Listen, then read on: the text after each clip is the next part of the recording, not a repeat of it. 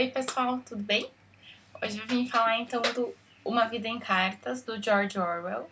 Esse livro é da Companhia das Letras e ele traz um compilado de cartas, majoritariamente, do George Orwell, e coloca elas em ordem, meio que faz uma biografia.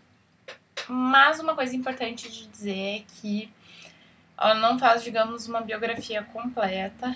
Então, se você realmente quer saber sobre a vida do George Orwell, é melhor ler uma biografia de verdade ou ler uma biografia e esse livro junto. Ele é dividido em momentos da vida dele, né? Então, por exemplo, a primeira parte chama de aluno a professor e escritor. Então, de quando ele era criança, adolescente, até ele começar a ser um profissional. Depois tem como se fosse uma introdução contando um pouquinho sobre esse momento da vida dele. Então, terminando a página seguinte já, e depois começam a vir as cartas. Então, assim, a contextualização é pequena. O que a gente lê bastante é a opinião dele sobre as coisas, a opinião dele sobre as coisas que acontecem com ele, inclusive. E o mais legal de tudo são as cartas sobre os livros dele, que ele vai contando, mandando cartas pro editor, por exemplo, agora eu comecei a ter ideias para escrever um livro novo e devo escrever ele esse ano e te mandar. E, enfim, são os livros que a gente conhece hoje, né? São os livros que são publicados até hoje. Então, esse processo de criação dos livros é uma coisa bem interessante do livro. As cartas também são majoritariamente escritas por ele. Tem algumas cartas que a mulher dele escreveu para outras pessoas e tem algumas respostas de pessoas a cartas dele, mas a grande maioria é de cartas dele mesmo. E é bacana porque a gente fica sabendo muito da opinião dele acerca das coisas. Uma coisa bacana que eu descobri nesse livro é que ele teve muita dificuldade para publicar o Revolução dos Bichos na época. As editoras não estavam aceitando, por ela ser uma obra com um cunho político um pouco forte para a época, até porque os acontecimentos eram mais recentes, né, principalmente em relação à União Soviética. Então, a proximidade de tempo ainda deixava as pessoas um pouco chocadas e ainda existia um problema com o fornecimento de papel. Então, nem todas as editoras tinham papel para imprimir muitas coisas e então acabavam optando por não imprimir o livro dele. E na época ele teve que procurar muito editoras e alternativas para conseguir publicar esse livro.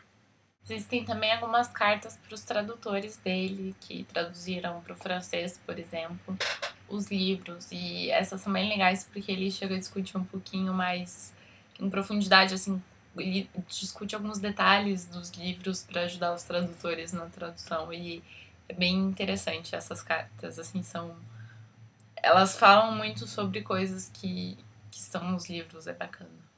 Uma coisa dessa edição é que aqui no meio ela tem um caderno de imagens preto e branco.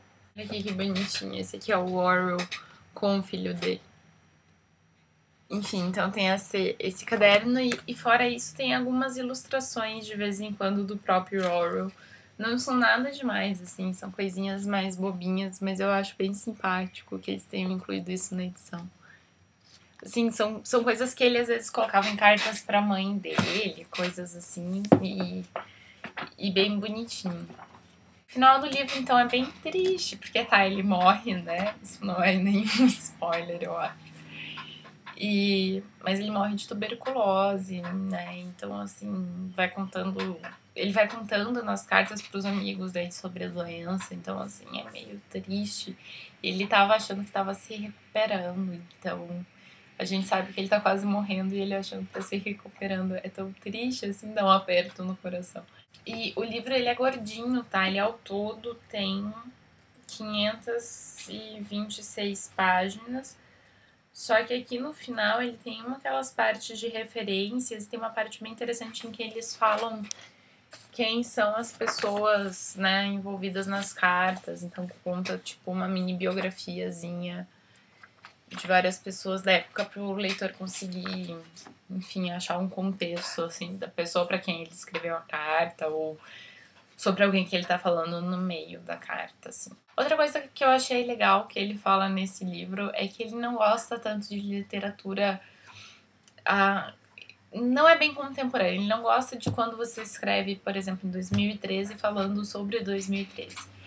Ele acha que deve ter um afastamento de tempo para que você consiga escrever sobre um ano e que qualquer coisa escrita naquele ano sobre aquele próprio ano, assim, algo escrito assim, é algo que não vai ter boa qualidade por não ter esse afastamento do tempo.